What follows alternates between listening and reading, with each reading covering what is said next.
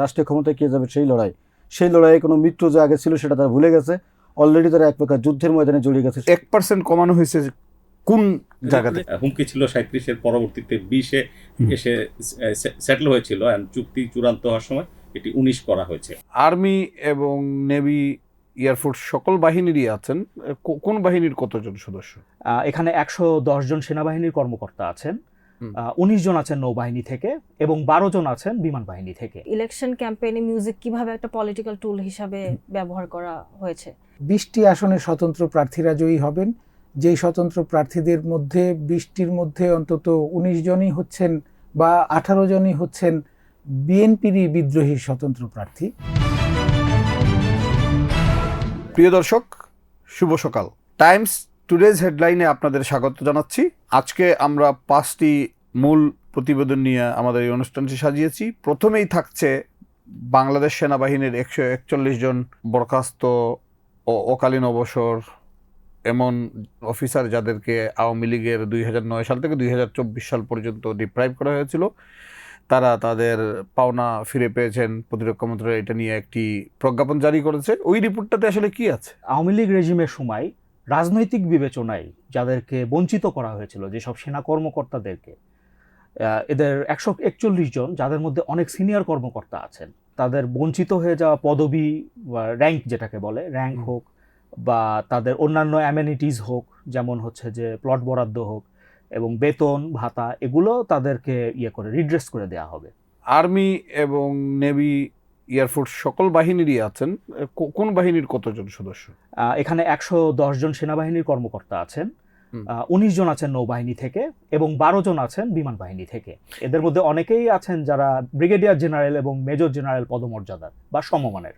তাদের মধ্যে কিন্তু যারা অবসরে ছিলেন, রাজনৈতিক বিবেচনায় হয়তো ফোর্স রিটায়ারমেন্টে দেওয়া হয়েছে বা তারা তো অন্যান্য সুবিধা আগেই পেতেন, তাদের কাউকে মনে হয় প্রমোশন এড করা হয়েছে। এবং কিছু কিছু অফিসার যারা বরখাস্ত ছিলেন, তাদেরকে তো, যারা বরখাস্ত ছিলেন তারা পার্সোনা নন গ্রাটা ছিলেন অথবা তাদের কোনো সুবিধাই তারা পেতেন না, তারা এখন কি কি সুবিধাগুলো পাচ্ছেন? ভূতাপেক্ষভাবে তাদেরকে বেতন ভাতা বৃদ্ধি করা হয়েছে, তাদেরকে প্রমোশন দেওয়া হয়েছে, যেটা বললাম রেট্রোস্পেক্টিভলি আগের থেকে ওটা অ্যাডজাস্ট করা হবে। এবং 7 জনকে বিশেষ বিবেচনায়, যারা বরখাস্ত ছিলেন এবং প্রজ্ঞাপনে বলা হয়েছে তারা চরমভাবে বঞ্চিত এবং হয়েছেন, ডিপ্রাইভড হয়েছেন, তাদেরকে স্পেশাল অ্যারেঞ্জমেন্ট করা হবে। তাদেরকে ডিওএইচএস, তাদেরকে সহ অনেকেই, বাট তাদেরকে স্পেসিফিক্যালি, যাদের মধ্যে একজন মারাও গেছেন, ওনার বিধবা স্ত্রীকে প্লট দেওয়া হবে। বাকি 6 জনকেও একইভাবে প্লট অথবা ফ্ল্যাট ডিওএইচএস অথবা জলসিঁড়ি প্রকল্পে। এর মধ্যে তাদের অনেকেই তো পার্সোনা নন গ্রাটা ছিলেন, সেটা তো তুলে নিতে হবে। হ্যাঁ, এমনকি পরিষ্কারভাবে বলা আছে প্রজ্ঞাপনে যে শুধু পেশাদারিত্ব এবং মেধার ভিত্তিতে এখন থেকে সেনাবাহিনী, বিমান বাহিনী, নৌবাহিনী, অফকোর্স আর্মড ফোর্সেসে পেশাদারিত্ব এবং মেধার ভিত্তিতে নিয়োগ, বদলি এবং পদোন্নতি দিতে হবে। রাজনৈতিক বিবেচনায় কাউকে এভাবে ট্রিট করা যাবে না।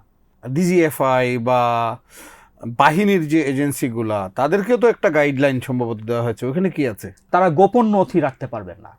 তাকে যদি কারো বিরুদ্ধে কোনো অভিযোগ ওঠেই রাজনীতির সাথে সম্পৃক্ততার বা অন্য কোনো, তাহলে সন্দেহভাজন যাকে সাসপেক্ট করা হচ্ছে তাকে নোটিফাই করতে হবে এবং তারকে আত্মপক্ষ সমর্থনের সুযোগ দিতে হবে। তাকে আত্মপক্ষ সমর্থনের অবশ্যই সুযোগ দিতে হবে। এবং আরেকটা বিষয় মনে হয় এখানে একটু ডিরেকশন দেওয়া আছে, যেটা হলো যে কারো অফিসারের যদি কারো আত্মীয় স্বজন রাজনীতির সাথে জড়িত থাকেন, তাদেরকে যাতে ওইটা দিয়ে পলিটিক্যাল ট্যাগ দেওয়া হয়। ওই বিষয়টাতে কি স্পেসিফিক্যালি কি বলা হয়েছে? ফ্যামিলি মেম্বার ক্লোজ হোক বা তার বন্ধু বান্ধব যদি রাজনীতির সাথে প্রত্যক্ষ বা পরোক্ষভাবে সংযুক্ত হয়ে থাকেন, তাহলে সেই সম্পর্কের ভিত্তিতে তাকে রাজনৈতিক তকমা লাগানো যাবে না, বা যদি লাগাতেই হয় তাকে আত্মপক্ষ সমর্থনের সুযোগ দিতে হবে। তাকে জানাতে হবে যে আপনার ঘনিষ্ঠ বন্ধু অথবা আপনার পরিবারের কেউ হয়তো রাজনীতি করে। বাহিনীগুলোতে যদি এইটা মেনটেন করা হয়, তাহলে তো আসলে আর্ম ফোর্সেসকে পলিটিক্যাল ইনস্ট্রুমেন্ট থেকে দূরে রাখা যাবে মনে হচ্ছে। অ্যানালিস্টরা মনে করেন একটা দেশের আর্মড ফোর্সেসকে রাজনীতির আওতামুক্ত রাখতেই হবে, এটার কোনো বিকল্প নেই। এবং যদি এভাবে বিবেচনা করা হয়ে থাকে এতদিন, এটা থেকে যত দ্রুত বের হয়ে আসা যায় তত উত্তম। আজকের পেজ 3-তে স্টোরি আছে যেটা ইলেকশনের গান নিয়ে। ওই স্টোরিতে আসলে কি আছে? ইলেকশন ক্যাম্পেইনে মিউজিক কিভাবে একটা পলিটিক্যাল টুল হিসাবে ব্যবহার করা হয়েছে। গান আমরা জানি যে it's a very lucrative form of power, it's something যে সব মানুষ ইউজ করে মানুষকে একটা গণ্ডির মধ্যে আনতে পারে, আর্টিস্টদের পছন্দ হোক বা লিরিক্সটা যদি খুব ক্যাচি হয়। সো এনসিপি, জামাত, বিএনপি যারাই আমাদের মেইন ক্যান্ডিডেটগুলো এবার ইলেকশনের, তারা সবাই দেখা যাচ্ছে নিজেদের মতো করে প্রচারণার জন্য গান তৈরি করেছে। ওই গানগুলো নিয়ে আমাদের লিডের লেখাটা। কোন কোন শিল্পীরা গানগুলো করেছেন ওগুলো কি শিল্পী আছে? অগণিত শিল্পী, অনেক শিল্পী আছে এখানে, কিছু পপুলার, কেউ কেউ পপুলার না, কেউ কেউ হচ্ছে হয়তো তাদের ইন্টারনাল গ্রুপসের মানুষ। তো পুরো জিনিসটাকে সাজিয়ে সুন্দর একটা কম্পাইলেশন তো দেওয়া ওই গানগুলোর মধ্যে কি অনেক ভেরিয়েশন আছে? ভেরিয়েশন আছে, যেমন বিএনপির গানটা মোর তাদের সোশ্যাল স্ট্যান্ডটা কি, দেশকে নিয়ে তারা কি চায়, একটু আপবিট, একটু ইউথ সেন্ট্রিক। আর জামাতেরটা একটু সফটার আর একটু মেলোডিক, তারা বলতেছে যে আমরা কিভাবে রাজনীতি দিয়ে আমাদের দেশ পাল্টাতে পারবো। জামাতের গানে কি ইনস্ট্রুমেন্টাল ছিল না? ছিল না, এটা সাধারণত জামাত কিন্তু কোনো গান খালি গলায় গায়, কোনো মিউজিক্যাল ইনস্ট্রুমেন্ট ইউজ করে না। তো এই গানের মধ্যে কি আছে? হ্যাঁ, ডিবেটেবল বিষয় এটা, কিন্তু ওরা ইউজ করেছে। আর এনসিপিটা হচ্ছে পুরোপুরি জেনজি টার্গেটেড বা একটা ইউথ সেন্ট্রিক, ওরা চেষ্টা করেছে যে ওই ফ্লেভারটা রাখার, যাতে at least youth voter, young voters যারা আছে ওরা যাতে আকৃষ্ট হয়। এর মধ্যে তো মনে হয় কিছু তারকাদের নিয়ে আলোচনা আছে যে তারা আগে একসময় আওয়ামী লীগ ছিল, এখন বিএনপি হয়েছে, এইরকম চেঞ্জিং এর বিষয়টা তো আলোচনা আছে। আমাদের পেজেও এটা আছে, ওখানে আমরা সিমলাকে নিয়ে কথা বলেছি। সিমলার অ্যালায়েন্স ছিল আগে আওয়ামী লীগের সাথে, এখনো বিএনপির প্রার্থী হিসেবে দাঁড়ালো এবার। তার সাথে আছে ওমর সানির ফেসবুকে একটা ভাইরাল পোস্ট হয়েছে যেখানে সে পাবলিকলি চ্যালেঞ্জ করেছে ওনার আওয়ামী লীগের সাথে সম্পৃক্ততা প্রমাণ করতে। ওইটার প্রেক্ষাপটে আবার মৌসুমীর উপরে অনেকে ক্যান্ডিডেসির বা মৌসুমীর যে আওয়ামী লীগের সাথে সম্পৃক্ততা ছিল, মৌসুমী তো মনে হয় আওয়ামী লীগের নমিনেশন চেয়েছিল কিন্তু শেষ পর্যন্ত পায়নি। সো এখন ওইটা রিসার্ফেস করছে যে হাজবেন্ড ওয়াইফ দুইজনই দেখা যাচ্ছে। মৌসুমীর বিষয়টার জন্য তো আর ওমর সানিকে দায়ী করা যায় না, ওয়াইফের বিষয়টা ওয়াইফের, হাজবেন্ডের বিষয়টা হাজবেন্ড। ওনার পোস্ট থেকে আর কি মৌসুমীর ব্যাপারটা রিসার্ফেস করেছে, মানে নেটিজেনরা যেভাবে টেনে আনে একটার সাথে আরেকটা ভিডিও দেখলাম যে গায়ক রবি চৌধুরী চ্যালেঞ্জ করছেন যে উনি আওয়ামী লীগের জন্য কাজ করেন, উনি মমতাজের ভোট চেয়েছেন। জি। তো ওইটা বিষয়টা আসলে কি? দেখা যাচ্ছে এরকম অনেক সেলিব্রিটি আছে যারা আগে আওয়ামী লীগের হয়তো পার্ট ছিল বা ওদের থেকে নমিনেশন চাচ্ছিল, ওগুলো এখন যেহেতু আওয়ামী লীগ আসলে ফ্যাসিবাদী অনেক কিছু করে লাস্ট ইয়ার আউটস্টেড হয়ে গেল, তো ওদের তো আসলে প্রশ্নই আসে না যে ওদের নমিনেশন পাওয়া এখন। সো যারা পলিটিক্স করছে যে সেলিব্রিটিরা, তাদের স্ট্যান্ড এখন মোস্টলি বিএনপি, ধানের শীষের জন্যই তারা। সবসময় কিন্তু শিল্পী সমাজকে দেখা যায় তারা খুব ঘন ঘন পল্টি মারে, এইটার কারণ কি? আসলে মানুষের সাইকোলজি আমরা বুঝে উঠতে পারি না। শিল্পীরাও মানুষ, আমরাও মানুষ। সো ও কোনো একটা পলিটিক্সে ঢুকলে ওটা থেকে বের হওয়া কঠিন। বেটার জানি শিল্পীদের কেন পলিটিক্স করতে হবে? শিল্পীরা কি সবার হইতে পারে না? সবার। এখন যারা ধানের শীষ করতেছে বা বিএনপি সাপোর্টার, তাদের এখন, তারা যখন আওয়ামী লীগ ছিল তখন তাদের ছিল। ওকে, তার মানে তারা তাদের জায়গা বদলায় নাই, পার্টি জায়গা বদলাই গেছে। আগামীকালকে নির্বাচন উপলক্ষে বেসিক্যালি তখন তো দুইটা জোট, বিএনপি নেতৃত্বাধীন জোট এবং জামাতের নেতৃত্বাধীন জোট। তো এইটা নিয়ে দুই পক্ষই আনঅফিসিয়ালি ভোট রিগিং ঠেকানোর জন্য কোনো একটা প্রতিরোধ কমিটি করছে, এইরকম একটা রিপোর্ট মনে হয় আমাদের কাগজে আজকে আছে। ওইটাতে আসলে আছে কি? পরস্পরের প্রতি এক ধরনের অবিশ্বাসের জায়গা থেকে বিএনপি এবং জামাত জোটের স্থানীয় প্রার্থী যারা আছেন তারা কিন্তু কেউ কাউকে বিশ্বাস করতে পারছেন না। কেউ মনে করছে জামাতের প্রার্থী তার প্রার্থীর বাড়ির যে এলাকা, সেই এলাকা বিশেষ করে প্রভাব ওই দলের যে এলাকা আছে সেই এলাকার কেন্দ্রগুলো দখল করবে বা জালিয়াতি হওয়ার সুযোগ রয়েছে, আবার জাল ভোট হতে পারে। আবার একই সঙ্গে আমরা দেখছি যে বিএনপির বিরুদ্ধে জামাতের একই ধরনের অভিযোগ আছে। সব মিলে সেই অবিশ্বাসের জায়গা থেকে তারা কিন্তু বিশেষ করে দলকেন্দ্রিক নিজেদের মধ্যে এক প্রকার জাল ভোটের হতে পারে সেরকম ঝুঁকিপূর্ণ কেন্দ্র মনে করে তারা নিজেরা এক প্রকার প্রতিরোধ কমিটি কিন্তু সেখানে আসলে গঠন করেছে। আমরা এই রিপোর্টটি করতে যে ঢাকা এবং ঢাকার বাইরে বিশেষ করে দেশের দক্ষিণ অঞ্চল এবং রাজশাহী অঞ্চল আমরা কথা বলেছি, পাবনাতে কথা বলেছি, প্রতিরোধ কমিটি গঠন করেছে, এরকম অসংখ্য তথ্য আমাদের কাছে কিন্তু সুনির্দিষ্ট তথ্য আমরা পেয়েছি। পার্টিগুলো কি এটাকে অফিসিয়ালি প্রতিরোধ কমিটি বলছে নাকি প্রস্তুতি বলছে? তারা বলেছেন যে এটিকে প্রতিরোধ কমিটি বলার কোনো সুযোগ নেই, তবে তারা সতর্কমূলকভাবে কর্মীদেরকে প্রস্তুতি করে রেখেছেন যদি কোনো দল আরেক দলের কোনো প্রার্থীর বিপক্ষে কোনো অবস্থান নেয়, বিশেষ করে ইললিগালি অবস্থান, মানে জাল ভোট কেন্দ্র দখল এই ধরনের কিছু করার চেষ্টা করে, সেক্ষেত্রে তারা একটি শক্তিশালী অবস্থান নিয়ে রেখেছেন যেন তারা প্রতিরোধ গড়ে তুলতে পারেন। প্রতি ইলেকশনেই তো প্রত্যেকটা ক্যান্ডিডেট তাদের যেসব এজেন্ট আছে বা দলীয় কর্মীদের নিয়ে ভোট কেন্দ্র পাহারা দেয় যাতে কোনো ধরনের জাল ভোট ঠেকানো যায় বা যার যেখানে দুর্বল সে সেইখানে তার শক্তিটা বাড়ায়। তো এইটা কি নতুন কিছু না পুরনো আদলই হচ্ছে? বাংলাদেশে আসলে যে কয়েকটি সংসদ নির্বাচন বেশ গ্রহণযোগ্যতা পেয়েছে সেখানকার আমরা যদি পিছনে ফিরে তাকাই তাও কিন্তু প্রতিবারই নির্বাচনে এরকম একটি অভিযোগ কিন্তু থাকে। বিশেষ করে পরাজিত দল এবং যারা ক্ষমতায় যায় দুই দলেরই কিন্তু ভোটের আগে পাল্টাপাল্টি অভিযোগ থাকে। দিন শেষে এই অভিযোগ চলে, তবে এবারে প্রবণতাটা একটু ভিন্ন পরিস্থিতি লক্ষ্য করা গেছে। অন্যবারের তুলনায় সেটি অনেক বেশি। আমরা একজন নির্বাচন বিশেষজ্ঞের সাথে কথা বলেছি এই বিষয়ে, আজকের রিপোর্টে আমরা তার বক্তব্য উপস্থাপন করার চেষ্টা করেছি। তিনি বলেছেন যে প্রত্যেকবারই এরকম থাকে, কিন্তু এবার একটি ব্যতিক্রম, বেশি তুলনামূলকভাবে এই ঘটনা ঘটছে। এটি যেন এমন পর্যায়ে না যায় যেন পরস্পরের প্রতি যে অবিশ্বাস অনাস্থাটা মানে বড় ধরনের প্রকট হয়ে গেলে অনেক সময় সহিংস ঘটনাও ধারণ করতে পারে। এই সহিংসতার কথায় যদি আসি, এই ধরনের যদি পাল্টাপাল্টি প্রস্তুতি থাকে সেই ক্ষেত্রে তো উনি যেটি বলছেন সহিংসতার সুযোগ আছে, সেই ক্ষেত্রে কি সহিংসতা বেড়ে যেতে পারে? বিএনপি এবং জামায়াত জোটের ভিতরে বড় ধরনের কোনো সমস্যা আমরা এক দুইটি হাতে গোনা ছাড়া খুব একটা বড় ধরনের সমস্যা কিন্তু আমরা পাইনি। তো নির্বাচন কমিশন খুব সতর্ক অবস্থানে আছেন। ভোটাররাও প্রত্যাশা করছেন শেষ পর্যন্ত একটি সুষ্ঠু ভোট নিরপেক্ষভাবে তারা যেন নির্বিঘ্নে ভোট দিতে পারেন, এবং ইসিও সেটা এখন পর্যন্ত নিরাপত্তা দেওয়ার চেষ্টা আমরা দেখছি মাঠে জোরালোভাবে। বিশেষ করে বাংলাদেশ সেনাবাহিনী জোর তৎপরতা চালাচ্ছেন এই বিষয়ে মানুষকে নির্বিঘ্নে ভোট প্রদান করতে, উৎসাহিত করতে।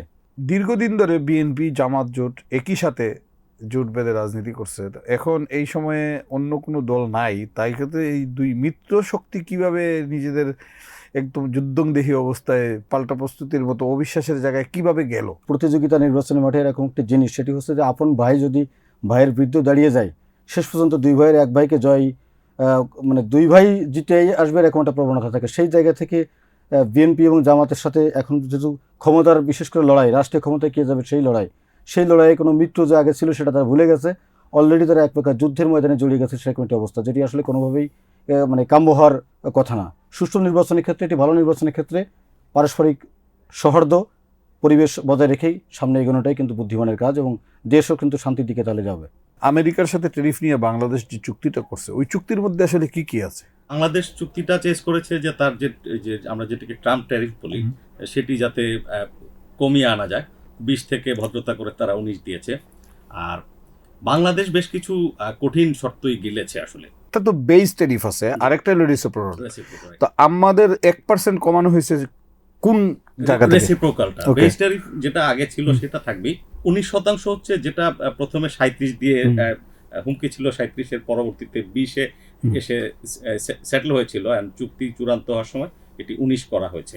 তার মানে এখন 15 প্লাস 19 রাফলি। কিছু পণ্যে 15 চেয়ে একটু বেশি কম থাকে বেস ট্যারিফটা আর কি। কিছু কিছু আইটেমে তো রেসিপ্রোকালেও 0 করে দিয়েছে। সেই আইটেমগুলোতে কি কি আছে আসলে?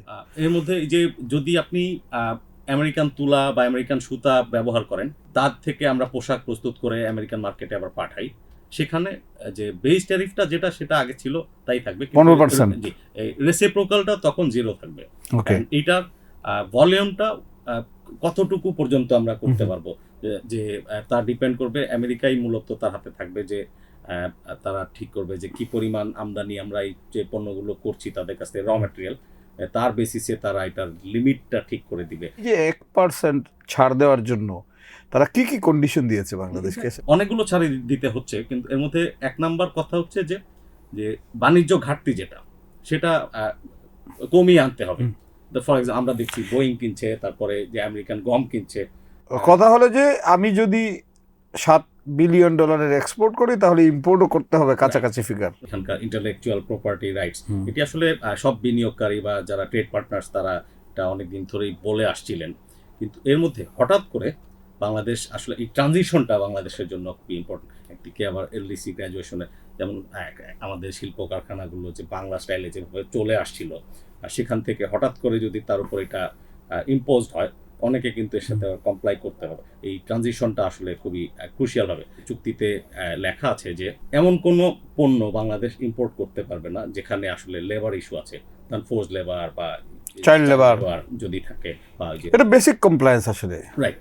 কিন্তু এই কমপ্লায়েন্সটা আসলে বাংলাদেশ আসলে ওই ক্লাবে ঢুকে যাচ্ছে, ইন্টেলেকচুয়াল প্রপার্টি রাইটসের বাইরে গিয়ে প্রচুর পণ্য বাজারে একটা সয়লাভ, এগুলো একটা সাডেন পারকাশন থাকবে মার্কেটে আর কি। আমরা যদি এই যে ট্রেড ডিফিসিট কমাইতে চায়, সেই ক্ষেত্রে যেটা হচ্ছে যে যদি ভলিউমের দিক দিয়ে, সেক্ষেত্রে আমরা তো অনেক কম দামি প্রোডাক্ট বেচি এবং ওরা অনেক দামি প্রোডাক্ট বেচে, সেই ক্ষেত্রে এটা কি আমাদের জন্য লাভ হলো না লস হলো? আমাদের বিমান দরকার, কি ডিলে আমরা বিমানগুলো নিচ্ছি, বা আমাদের কয়টা বিমান দরকার, আর আমরা তার সাথে বাণিজ্য ঘাটতি কমাতে গিয়ে কয়টা বিমান কিনে ফেলছি। বেসরকারি খাত বাংলাদেশের অত্যন্ত একটা যে ট্রাম্প ট্যারিফ আপনি জানেন, পুরা দুনিয়ায় আসলে কোনো রাষ্ট্রই আসলে সেখানে মানে সারেন্ডার করেনি বা তার সাথে নেগোশিয়েট করতে যায়নি, এরকম স্টেট নাই। তো বাংলাদেশও এটা করতে বাধ্য ছিল। 15টা বা 25টা বোয়িং যদি বাংলাদেশ বিমানের জন্য কেনা হয় আর সেই আগের মতোই বিমান চলে, তাহলে কিন্তু এগুলো ট্যাক্স পেয়ারদের পয়সায় আই থিঙ্ক যে ইনভেস্টমেন্টগুলো will not be good investments. But আমাদের বিমান দরকার, বোয়িং থেকে কিনি বা আপনার যে এয়ারবাস থেকে কিনি। চুক্তিটা থেকে মিলিটারি পারচেজের কোনো ইস্যু আছে এখানে? মিলিটারি পারচেজের ইস্যু আছে। আমি একটা সিনপসিস অফ দিস দেখলাম সেখানে যে বাংলাদেশ যে আমেরিকান যে মিলিটারি ট্রেড ডিল, এই জিনিসগুলো বাংলাদেশ মিলিটারি ইকুইপমেন্ট এগুলো বাংলাদেশ বাধাগ্রস্ত করবে না, মিলিটারি ট্রেড চলবে, মিলিটারি ইকুইপমেন্টের ট্রেড। দ্যাট মিনস যে আমেরিকান যে সমস্ত বিমান যুদ্ধাস্ত্র কোনো অবস্থাতেই বাংলাদেশ এগুলো যে আপনার যে বৈষম্যমূলকভাবে বা কোনো লাইসেন্সিং বা আমদানির কোটা এগুলো নির্ধারণ করতে পারবে না, এটা বাংলাদেশ এগ্রি করেছে। বিভিন্ন অর্গানাইজেশন সংস্থা নানান ধরনের জরিপে কেউ বিএনপিকে ক্ষমতায় পাঠিয়ে দিচ্ছে, কেউ জামাতকে ভূমিধস বিজয়ী করে দিচ্ছে, কিন্তু এইটা নিয়ে আমাদের তো করেসপন্ডেন্টদের দেওয়া তথ্য থেকে আমরাও তো একটা প্রেডিকশন ছেপেছি, ওটাতে আসলে কি আছে? ধন্যবাদ আপনাকে। আমরা আমাদের প্রতিবেদকদের পাঠানো রিপোর্ট এবং আমরা ওর সাথে যাচাই করেছি অতীতের নির্বাচনগুলিতে জামাতে ইসলামী, বিএনপি, তাদের ভোট কোথায় কেমন, কোথায় কতটুকু বৃদ্ধি পেলে কী রকমের শিফট হতে পারে, সেই জিনিসগুলি আমরা যাচাই করেছি। এবং বিভিন্ন জায়গায় যে বিদ্রোহী প্রার্থী আছেন বিএনপির, তারা কি পরিমাণ ভোট কাটলে অন্য একটি দল সুবিধা পেতে পারে, সেসব বিবেচনা করে আমাদের রিপোর্টারদের পাঠানো তথ্যের ভিত্তিতে যেই পূর্বাভাসটি আমাদের পত্রিকায় দেওয়া হয়েছে, সেখানে দেখা যাচ্ছে যে ভূমিধস জয়টি পেতে যাচ্ছে আসলে বিএনপি। তারা মোটামুটি 205টি আসনে জিতবে বলে আমাদের পূর্বাভাসে বলা হয়েছে। অন্যদিকে জামাতে ইসলামী এবং তাদের জোট 48টি আসনে জয় পাবে বলে বলা হয়েছে। এছাড়াও 20টি আসনে স্বতন্ত্র প্রার্থীরা জয়ী হবেন, যেই স্বতন্ত্র প্রার্থীদের মধ্যে 20টির মধ্যে অন্তত 19 জনই হচ্ছেন বা 18 জনই হচ্ছেন বিএনপিরই বিদ্রোহী স্বতন্ত্র প্রার্থী। এছাড়া আরও 20টি আসনে হাড্ডাহাড্ডি লড়াই হবে।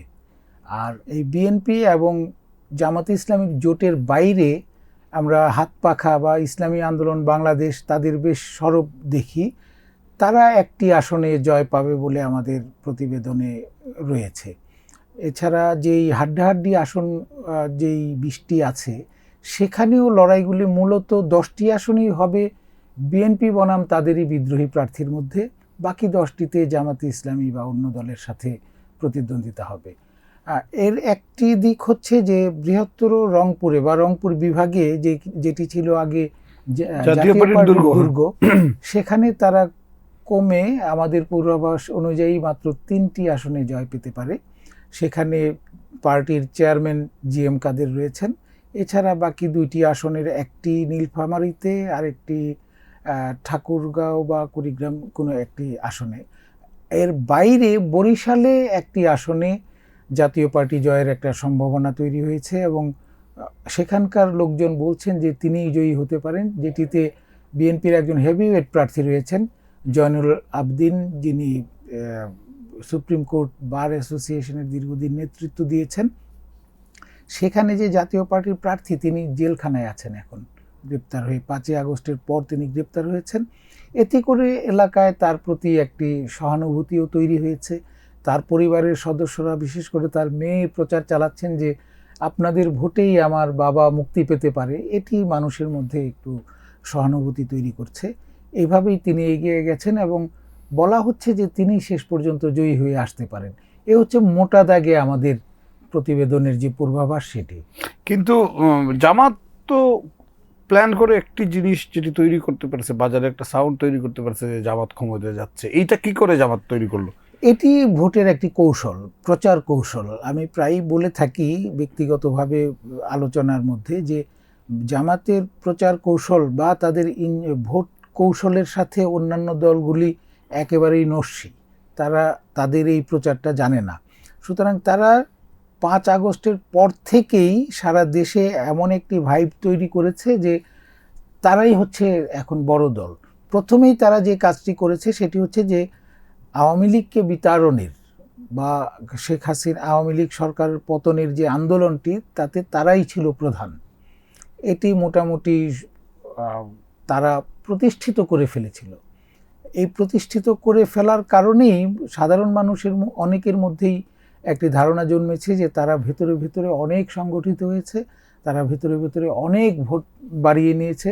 তা না হলে তাদের পক্ষে এরকম একটি আন্দোলন করা কিভাবে সম্ভব হলো? শুরুতেই তারা এই জিনিসটি তৈরি করেছে। সেই আন্দোলনে আমরা দেখেছি বিএনপির মতো বড় দলের লোকজনও মাঠে ছিল, কিন্তু তারা বিএনপি সেই জিনিসটি ক্যাশ করতে পারেনি ওইভাবে। সাধারণ ওই অর্থে মিনিংফুল আন্দোলনও বিএনপি করতে পারেনি, এটাও তো সত্যি। সত্যি, আমি সেটাই বলছি যে সেই কারণেই মানুষের মধ্যে একটি ধারণা তৈরি হয়েছে যে জামাত ইসলামী নিশ্চয়ই ভেতরে ভেতরে বেশ বড় দল হয়ে তৈরি হয়েছে, এবং এই বড় দল হয়ে তৈরি হয়েছে পাশাপাশি তারা যেই কাজটি শুরু করেছে সেটি হচ্ছে যে শুরুতেই তারা সবগুলি আসনে, দেশে সবগুলি আসনে তাদের প্রার্থী ঘোষণা করে দিয়েছে। তারা অনেক আগে দিয়েছে, অনেক আগে, এই নির্বাচনের 1 বছরেরও বেশি সময় আগে তারা প্রত্যেকটি আসনে তাদের প্রার্থী ঘোষণা করে দিয়েছে।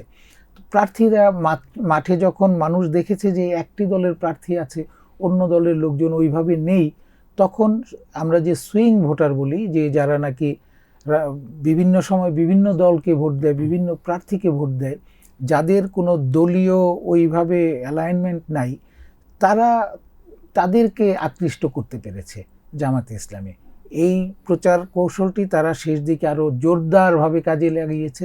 বিভিন্ন সংগঠনের, বিভিন্ন প্রতিষ্ঠানের যে জরিপ, এখন আমরা প্রায়ই বলতে শুনি যে এই সব সংগঠন জরিপ যারা জামাতে ইসলামীকে এগিয়ে রেখেছিল, তাদের সাথে জামাতে ইসলামীর একটি যোগসূত্র রয়েছে। তাদের বিভিন্ন ব্যক্তি ওই জামাতের বিভিন্ন অঙ্গ সংগঠন বা সহযোগী সংগঠন, অথবা তাদের যে কালচারাল উইংগুলি আছে, গবেষণা প্রতিষ্ঠানগুলি আছে, তাদের সাথেই যুক্ত। তারা কোনো না কোনোভাবে তাদের সাথে যুক্ত, এবং তারা সেগুলি মাঠে বারবার ছেড়েছে যাতে এই যে সুইং ভোটার, তাদের মধ্যে অন্তত এই প্রভাবটা তৈরি হয় যে তারাই আসলে বড় দল, তারাই ক্ষমতায় যাচ্ছে, যাতে সুইং ভোটারদেরকে অ্যাট্রাক্ট করা যায়।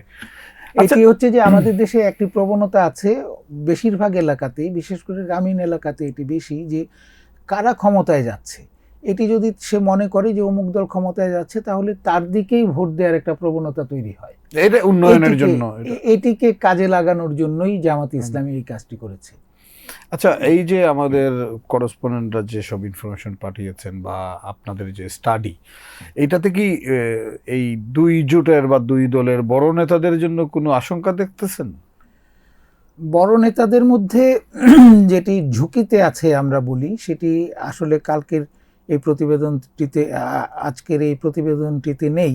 তবে অতীতে আমরা করেছি বড় দলের মধ্যে জামাতে ইসলামীর আমির, যেখানে উনি যদিও বলা হচ্ছে যে উনি এগিয়ে আছেন ঢাকা 15 আসনে, উনি জয় পেতে যাচ্ছেন, কিন্তু একেবারেই সোজাসাপটা বলে ফেলাটাও সহজ নয়।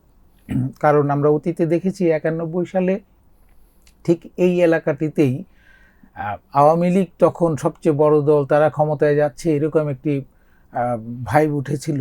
সেখানে আওয়ামী লীগের নেতা ডক্টর কামাল হোসেন, যিনি অতীতে প্রেসিডেন্ট ইলেকশন করেছেন, তিনি কিন্তু বিএনপি তখন আন্ডারডগ রাজনৈতিক দল হিসেবে, তারও আবার যে বিএনপির প্রার্থী ছিলেন তিনি আরও আন্ডারডগ প্রার্থী ছিলেন, তার সাথে কিন্তু তিনি পরাজিত হয়েছিলেন, ডক্টর কামাল হোসেনের মতো লোক। তো একইভাবে এবার জামাতে ইসলামীর আমিরের সঙ্গে যিনি প্রতিদ্বন্দ্বিতা করছেন বিএনপির, তিনিও ঢাকায় যেসব বিএনপির প্রার্থী রয়েছেন তাদের মধ্যে মোটামুটি আন্ডারডগ, অতটা পরিচিত না। কিন্তু শেষ পর্যন্ত প্রতীক একটি বড় বিষয় হয়ে দাঁড়ায়। ধানের শীষ সেটি কতটা শক্তিশালী সেটা বোঝা যাবে, এবং একই সাথে বোঝা যাবে যে জামাতে ইসলামী রাজধানীতে তাদের ভোট কতটা বাড়াতে পেরেছে। তবে রাজধানীতে যেই জিনিসটি এবার কাজ করছে সেটি হচ্ছে যে আমরা যে চাঁদাবাজি, দখলবাজি এইসব কথা বলি, এর সবচেয়ে বড় প্রভাবটি রাজধানীতেই পড়বে বলে আমার ধারণা, কারণ বেশিরভাগ মানুষ প্রত্যক্ষভাবে এর ভুক্তভোগী। সুতরাং বিএনপির দিক থেকে একটি অংশ মুখ ফিরিয়ে নিতে পারে শুধু এই কারণে, এবং এই কারণেই ঢাকা 15 আসনে জামাতের আমির তিনি জয়ী হতে পারেন। তবে ঝুঁকিটি রয়েই যাচ্ছে যে ধানের শীষ প্রতীকের বিরুদ্ধে তিনি লড়াই করছেন। কিন্তু এই ক্ষেত্রে বিএনপির বড় বড় নেতা তাদের কেমন অবস্থা? তাদের লড়াইয়ের মধ্যে আমরা এর আগে একটি প্রতিবেদনে বলেছিলাম যে বিএনপির মহাসচিব মির্জা ফখরুল ইসলাম আলমগীর তিনি বেশ ঝুঁকিতে ছিলেন, তবে তিনি অনেকটা কাটিয়ে উঠেছেন। ওনার ঝুঁকির কারণটা একটু ভিন্ন। সেটি হচ্ছে যে সেখানে জামাতের চাইতে বিএনপির ভোট অতীতে আমরা দেখেছি বেশি, কিন্তু এইবার বিএনপিরই একটি অংশ মোটামুটি ওনার প্রতি একটু বিক্ষুব্ধ, যদিও তারা সরাসরি মাঠে নেই, কিন্তু তিনি অতীতে যেভাবে ওই এলাকায় সংগঠনের কমিটিগুলি করেছেন তাতে তার আত্মীয় স্বজন বা পরিচিতদেরকে অগ্রাধিকার দিয়েছেন। এসব কারণে বিএনপির ভেতরেই তার প্রতি একটা বিরাগ তৈরি হয়েছে। এই কারণে তিনি একটু ঝুঁকিতে ছিলেন। এবং আমরা যেটা বলছি যে রংপুর বিভাগে জামাতে ইসলামীর ভোট বেড়েছে, অতীতেও বেশি ছিল, এবার আরও বেড়েছে। সেই বৃদ্ধির কারণে তিনি প্রচণ্ড প্রতিদ্বন্দ্বিতায় পড়তে যাচ্ছেন বলেই মনে হচ্ছিল, সেই ঝুঁকিটি রয়েছিল। তবে গত এক সপ্তাহ যাবৎ যেটি মনে হচ্ছে যে উনি আওয়ামী লীগের ভোট, উনি কিন্তু বারবার বেশিরভাগ ক্ষেত্রেই আমরা ফখরুল ইসলাম আলমগীর মুখেই শুনেছি যে আওয়ামী লীগের যারা সৎ তাদের নির্বাচন করতে বাধা নেই, তাদেরকে আমরা পাশে রাখবো, তাদেরকে বিরুদ্ধে মামলা হয়ে থাকলে সেসব মামলা প্রত্যাহার করা হবে, এইসব বলছিলেন। অর্থাৎ তখনই বোঝা যাচ্ছিল যে তিনি আওয়ামী লীগের ভোটের উপর অনেকটাই নির্ভর করছেন। গত এক সপ্তাহে সেখানে আমাদের প্রতিবেদক যা জানিয়েছেন তিনি সেটি অনেকটাই রিকভার করতে পেরেছেন। মির্জা ফখরুলের মতো আর কোনো বড় নেতার কি কোনো ঝুঁকি দেখতে পাচ্ছেন? ঠিক ঝুঁকি ওই অর্থে যদি বলি তাহলে বিএনপির চেয়ারম্যান দুটি আসনে নির্বাচন করছেন তারেক রহমান, একটি ঢাকা 17 আর একটি বগুড়া 6। এর মধ্যে ঢাকা 17 আসনটিতে জামাতে ইসলামের প্রার্থী দীর্ঘদিন যাবৎ কাজ করছিলেন, বিশেষ করে বস্তি এলাকাগুলিতে এই নির্বাচনী এলাকার। এই কারণে, এবং যেটি আগেই বললাম যে বিএনপির বিরুদ্ধে যে প্রচার, একটি দখলবাজ দল, চাঁদাবাজ দল, এই প্রচারটি রাজধানীতে বেশ ভালো রকমের প্রভাব ফেলছে। এসব প্রভাবের কারণে তিনি অতি সহজে জয় পাচ্ছেন এটি আমরা বলতে পারছিলাম না। হয়তো উনি জয় পাবেন, কিন্তু প্রতিদ্বন্দ্বিতা বেশ শক্তই হতে পারে।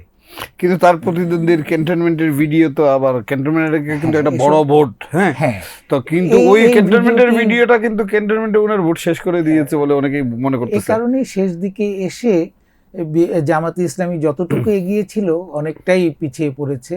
তো শেষ এক সময় যেটিকে ঝুঁকিপূর্ণ মনে হচ্ছিল তারেক রহমানের জন্য, এখন ঠিক ঝুঁকিপূর্ণ না, তবে প্রতিদ্বন্দ্বিতাপূর্ণ। কিন্তু তারেক রহমানের যারা ভোটার তারা ভোট কেন্দ্রে গেলেই হলো, কারণ ওই এলাকার লোকরা সাধারণত ভোট কেন্দ্রে যায় না। আরেকটি বিষয় হচ্ছে যে তারেক রহমানের ভোটের চাইতেও আমাদের দেশের নির্বাচনে প্রতীক একটি, মানে রাজনৈতিক দল একটি বড় বিষয়। সেখানে বিএনপির প্রার্থী, ধানের শীষের প্রার্থী, সেটি দিন শেষে একটি বড় রূপ নেবে। যেহেতু তিনি ধানের শীষের প্রার্থী এবং একই সঙ্গে তিনি দলের প্রধান, এ কারণেই বিএনপির যেসব ভোটার তারা শেষ পর্যন্ত অন্যদিকে আর তাকাবে বলে মনে হয় না। এনসিপির কি অবস্থা আসলে? আমাদের প্রতিবেদনে যা দেখা যাচ্ছে, এনসিপির দুজন প্রার্থী জয়লাভ করতে পারেন। একটি হচ্ছে কুমিল্লা 4 হাসনাত আবদুল্লাহ, আর একটি হচ্ছে নোয়াখালী 6 হান্নান মাসুদ। এর মধ্যে দুইজনই দুই রকম কারণে জয় পেতে পারেন। একটি হচ্ছে যে কুমিল্লা 4 আসনে বিএনপির নিজের কোনো প্রার্থী নেই, সেখানে শেষ পর্যন্ত বিএনপির প্রার্থিতা বাতিল করিয়েছেন হাসনাত আবদুল্লাহ আদালতের মাধ্যমে, এবং বাতিল করানোতে শেষ মুহূর্তে গিয়ে বিএনপির প্রার্থী সেখানে যে গণ অধিকার পরিষদের প্রার্থী তাকে সমর্থন দিয়েছেন, তাকে নিয়ে মাঠে নেমেছেন। কিন্তু এটা কতটা কাজে দেবে এটি আমাদের প্রতিবেদক যা পাঠিয়েছেন তাতে সন্দেহজনক মনে হচ্ছে, এই কারণে যে গণ অধিকার পরিষদের যে প্রার্থী তিনি ব্যক্তিগতভাবে খুব আহামরি কোনো রকমের শক্তিশালী, হাসনাত আবদুল্লাহ তো আবার হাই প্রোফাইল, এই কারণে সে এগিয়ে আছে। আর নোয়াখালী 6 যেটি হাতিয়া দ্বীপে, সেখানে যে অবস্থা সেটি হচ্ছে যে বিএনপির দলীয় মনোনীত প্রার্থীর বিরুদ্ধে বিএনপির 2 জন বেশ শক্তিশালী স্বতন্ত্র প্রার্থী রয়েছেন। সুতরাং বিএনপির ভোটটি 3 ভাগ হয়ে যাবে সেখানে, এবং 3 ভাগ হয়ে গেলে জামাতে ইসলামীর ভোট ওই নোয়াখালী বেল্টে মোটামুটি চট্টগ্রাম বিভাগের অন্যান্য অঞ্চলের চাইতে কিছুটা বেশি। তো সেই হিসেবে হান্নান মাসুদ সেখান থেকে বেরিয়ে আসতে পারে। এবারে স্বতন্ত্র প্রার্থীদের অবস্থা এত ভালো হওয়ার কারণ কি? আসলে প্রতিদ্বন্দ্বিতাপূর্ণ নির্বাচন আমরা যেটি বলি তখনই হয় যখন দুটি সমান দলের মধ্যে নির্বাচন হয়। এটি সমান দুটি দলের মধ্যে নির্বাচন নয়, এক ধরনের অসম নির্বাচন। যদি আওয়ামী লীগের মতো দল মাঠে থাকতো তাহলে হয়তো এত বিদ্রোহী প্রার্থী দেখা যেত না, স্বতন্ত্র প্রার্থী দেখা যেত না, কারণ তখন দলগুলি সেভাবেই তাদের মনোনয়নের কথা চিন্তা করত, এবং যে তাদের নেতারাও সেটাই চিন্তা করতো যে আমার দলকে আগে জেতাতে হবে। এখন যেটি হয়েছে যে অনেক স্বতন্ত্র প্রার্থী মনে করেন যে আমি জিতলেও বিএনপির, আমি যদি হেরেও যাই তবু বিএনপি জিতবে, সুতরাং আমি ইলেকশন করে দেখব। তাহলে 24-এর আমি আর ডামির মতোই হচ্ছে। অনেকটা তাদের ক্ষেত্রে অনেকটা ওই রকমটাই চিন্তা ভাবনা আর কি।